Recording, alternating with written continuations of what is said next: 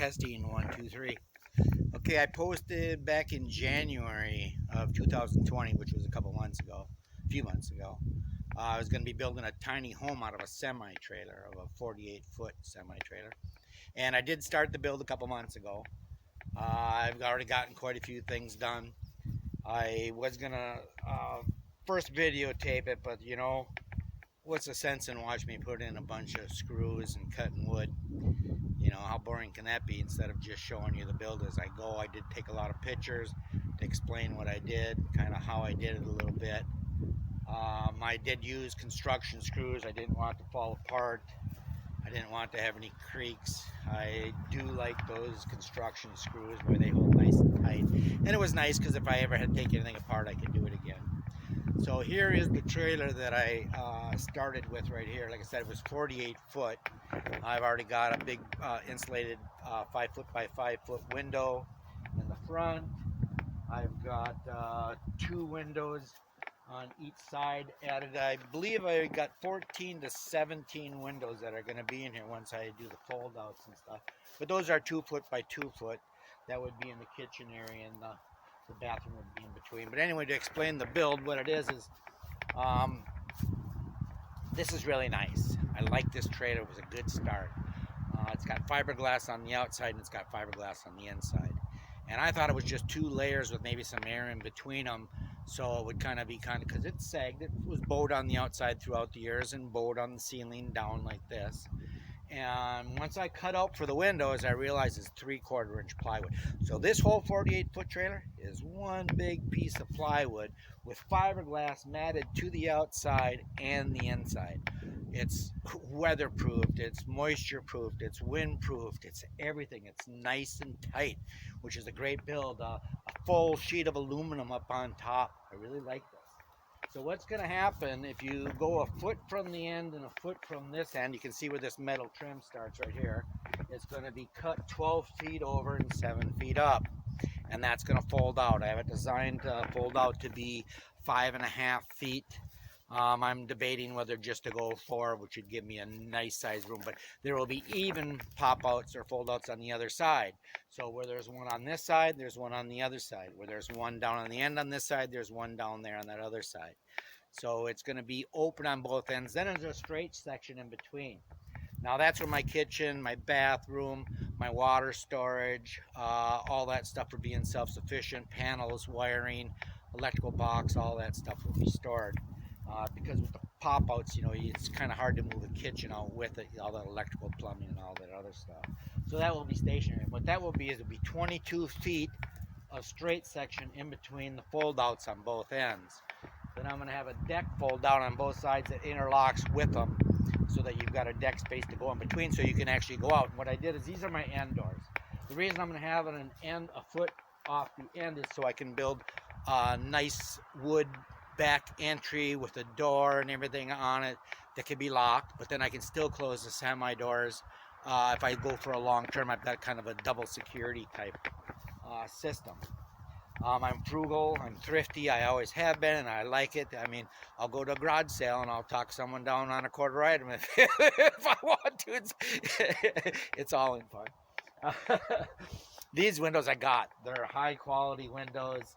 They're brand spanking, well, older but unused, still wrapped and everything. And those will actually, once I frame them out, they are going to be my doors on all the inside ends of the fold out so I can get out onto the porch. By the time they're framed out, they'll be 36 inches by 6.5 feet, which is pretty much a standard door. So it'll work out just fine. This is some of the stuff that I've been storing in here. I mean, I've had my inventions in here, my wheelchairs that I invented, the 3-wheel car that leaned like a motorcycle. It's got a motorcycle motor in it. These are all roof panels and metal panels and windows. I got all kinds of windows that I'm not going to use. These I don't know what I'm going to do with. I have enough by the time I'm done to build another 12 by 16 cabin with some huge windows and everything in it, which is probably what I'll do.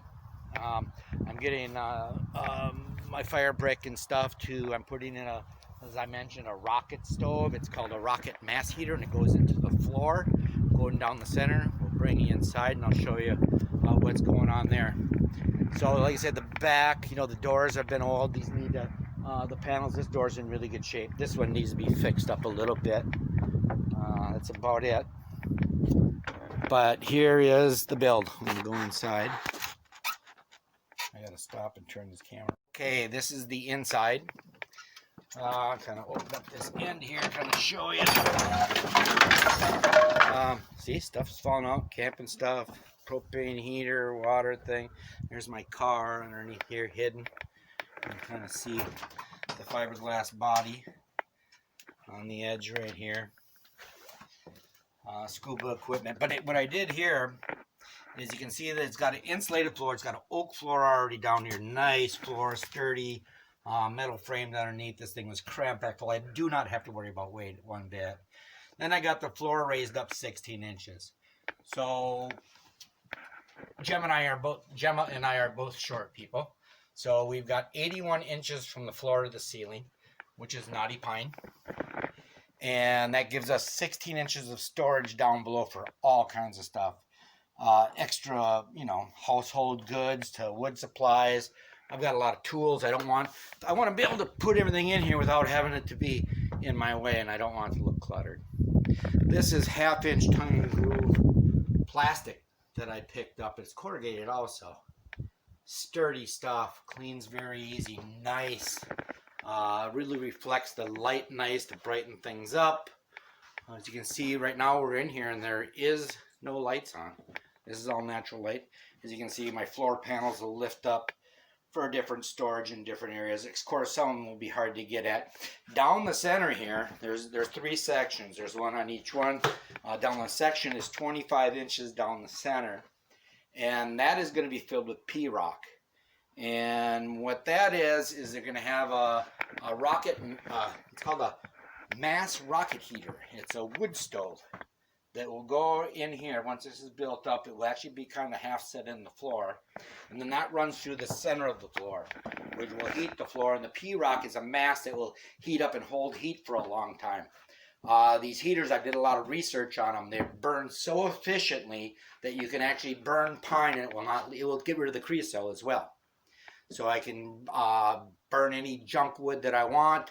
The mass heater, to my understanding, I should only have to maybe start up my heater, probably my wood stove, for about 1.5 hours in the morning in the winter, and it will keep my house warm all day long. And then start it up a little bit at night to keep you warm through the night, because the mass will keep warm and keep giving off heat. And the nice thing is it's radiant heat. It'll be in my floor, which heat rises, it'll go up. We don't know how we're going to get up on, we're thinking of the greenhouse, like I said, on top. So if I have it inside, I'm going to build a little elevator, not a ladder. I'll use a winch and get a little platform that's bearing in between 4 poles and have that ride up and down, because we're going to be getting older. I've been wanting to do this all by myself, and I have been doing it by myself. Jem's been helping me where she can, and I've had some friends come over help me move the big heavy stuff out of here. So I can, but I've been trying to do everything, like I said, without asking anybody for any help. And it's been a really neat project because it's 7 feet wide, and a lot of the pieces, like I said, 8 feet long. You got 8-foot boards. In order to build this, like the ceiling, everything had to be built in 6-foot sections, so I could build it inside here with snow. I could not go outside and build.